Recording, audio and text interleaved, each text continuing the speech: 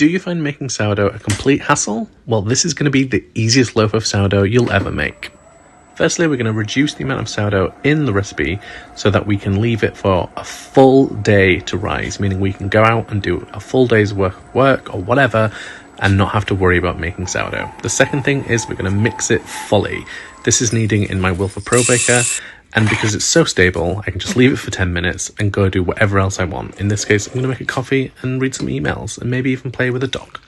After that, what you need to do is ensure that the dough is fully kneaded so it's smooth and elastic. And that is literally it. 10 minutes of work where you basically did nothing. You then shape the dough into a ball, pop it into a grease container, and allow it to double in size. And this will take 12 hours, meaning literally you can do whatever you want during the day. You don't have to think about it. Then, as per any other sourdough recipe, you're just going to shape it into a loaf. In this case, I made 2. I do a quick pre-shape, but if you wanted, you could even skip that. This dough is really nice and strong, even after a 12-hour rest. Then we're going to pop it into our proofing baskets once it's shaped. And then at this stage, we have a ton of flexibility. I like to leave it overnight before I even attempt to bake it, but realistically, you could leave this up to 2 days and bake it whenever you want. You might think this hands-off approach makes bread that's not quite as good, but you'd be wrong. This is still some of the best bread I've ever made. It's absolutely delicious and just incredibly easy.